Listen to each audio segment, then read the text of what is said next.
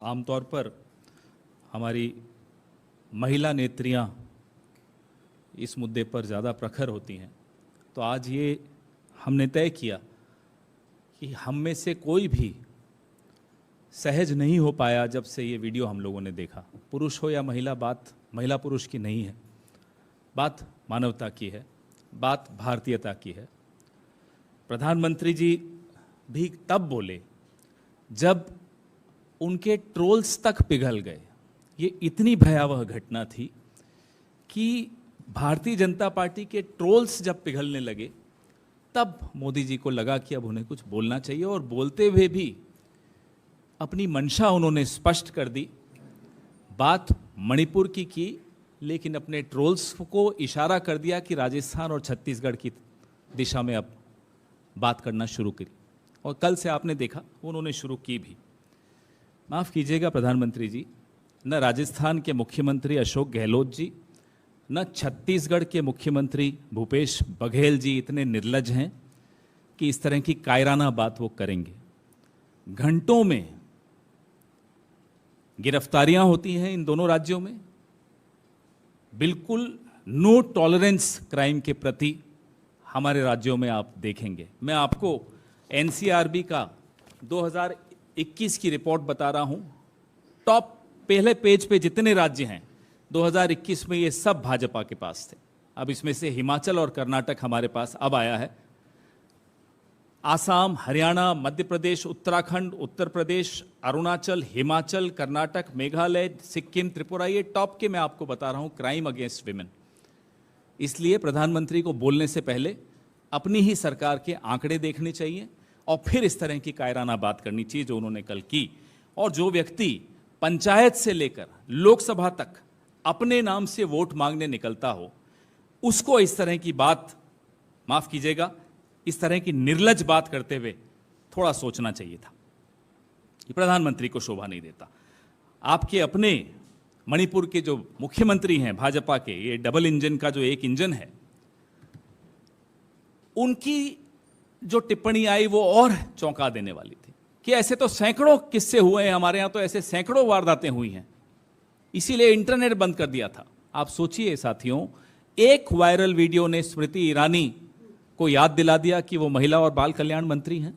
एक viral video ने trolls को पिघला दिया, प्रधानमंत्री को बोलने पर मजबूर किया, भले उन्होंने 36 सेकंड बोला हो और भले ही उसमें भी वो राजनीति खेल गए हो, लेकिन एक वायरल वीडियो क्या क्या कर सकता है। आप सोचिए जिस दिन ये मीडिया प्रधानमंत्री को आईना दिखाना शुरू कर देगा, इस सरकार को आईना दिखाना शुरू कर देगा, आप सोचिए क्या होने वाला है। हम तो उस दिन की इंतजार कर रहे हैं। वाजपेयी जी ने 2002 में इन्हें राजधर्म का स्मरण दिलाया था। आज इन्हें फिर से राजधर्म का स्मरण हम दिलाते हैं। इनके मुख्यमंत्री को राजधर्म का स्मरण इन्हें दिलाना चाहिए। और इनकी राज्यपाल, आज उनका इंटरव्यू में देख रहा था, राज्यपाल अब जाकर डीजीपी को की खिंचाई कर रही हैं। साहब, ये पीस कमेटी की चेयरपर्सन है राज्यपाल। She is the chairperson of the peace committee of Manipur.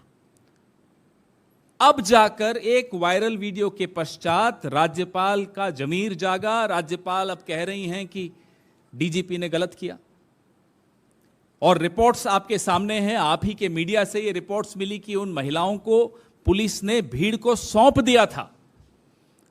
राज्यपाल महोदया, तब आपने क्यों नहीं डीजीपी को तलब किया? 4 मई, जैसा कि तिवारी जी बता रहे थे भी आपको, 4 मई से 19 जुलाई तक जमीर सोया हुआ था आपका। प्रधानमंत्री को मालूम नहीं था? अगर मालूम नहीं था तो किस तरह के प्रधानमंत्री हैं आप? और मालूम था फिर भी चुप रहे, तो फिर पूछता हूं मैं आपसे, किस तरह के प्रधानमंत्री हैं आप? दोनों ही स्थितियों में आप ये जवाब दीजिए, क्या इस देश को ऐसा प्रधानमंत्री चाहिए? आइए नेशनल कमीशन ऑफ विमेन पर, राष्ट्रीय महिला आयोग पर, जो विरोधी दल को तुरंत मिनटों में नोटिस देती हैं, उनके पास 2 शिकायतें गई मणिपुर की इस वारदात की। 2 शिकायतों के बाद भी एक्नॉलेजमेंट नहीं गई, पावती तक नहीं दी। रेखा शर्मा जी जो है वहां की चेयरपर्सन, उन्होंने एक विदेश से गई, एक देश से गई, लेकिन शिकायतों पर कोई कार्रवाई नहीं हुई। ये तीसरा राजधर्म का मैं आपको उदाहरण दे रहा हूं। अगर किसी ने राजधर्म का यहां पालन किया तो विपक्ष ने किया। राहुल गांधी अगर वहां जाकर खड़े हो सकते थे तो क्या नरेंद्र मोदी नहीं जा सकते थे? वोट मांगने तो चले जाते हैं। जब आप वोट मांगने जा सकते हो, पूरी लफ्फाजी करते हो वहां जाकर, वहां आप क्या खड़े होकर लोगों को जुड़ने की अपील नहीं कर सकते थे? और you don't have the confidence that you have any moral authority left. आपको लगता ही नहीं है आपके पास कोई नैतिक बल बचा है कि आप इस तरह की अपील कर सकें।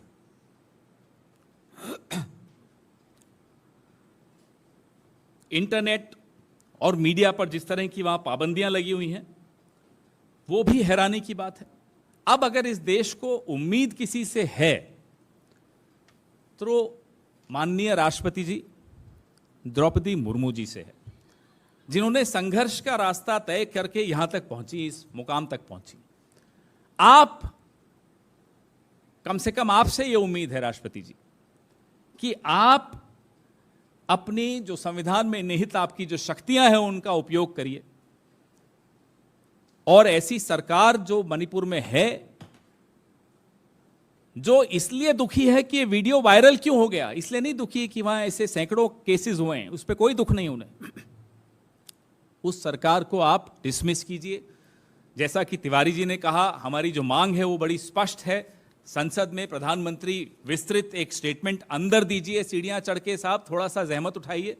हवाई जहाज में तो बड़ा दौड़ते दौड़ते सीढ़ियां चढ़ते हो जब बाहर जाना होता है, जब लौटते हैं तो धीरे धीरे उतरते हो। बड़ा दुख होता है आपको हिंदुस्तान लौटते हुए। 4 सीढ़ियां तय कर लीजिए, वो सफर तय कर लीजिए, पार्लियामेंट के भीतर से जाकर बोलिए, इसमें आपको क्यों शर्म आ रही है? इन्हें शिकायत है कि राहुल गांधी वहां क्यों गए।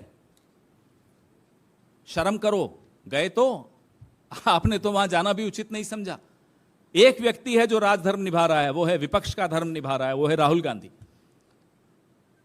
तो अब इस तरह की जो हल्की राजनीति है प्रधानमंत्री को शोभा नहीं देती, उनकी सरकार को, उनके ट्रोल आर्मी को, पूरी सरकार ही एक तरह से ट्रोल आर्मी बनी हुई है, इनको नहीं देती। इन्हें चाहिए कि अब वो अपनी ये रिवायत बदलें और प्रधानमंत्री इस पर जवाब दें। और नेशनल कमीशन फॉर विमेन ने इतना समय क्यों लगाया, उनके खिलाफ प्रधानमंत्री क्या कार्रवाई करेंगे, वह भी हमें बताएं। वीरेंद्र सिंह, जो रोज उनकी टिप्पणियां जितनी बार आती हैं उतनी बार लोग हैरान हो जाते हैं कि ऐसा व्यक्ति मुख्यमंत्री बना हुआ है, उनके खिलाफ क्या कार्रवाई करेंगे बताएं। और उपराज्यपाल महोदया, आपका जमीर वापस सो न जाए, हम आपसे सिर्फ इतना ही आग्रह करते हैं।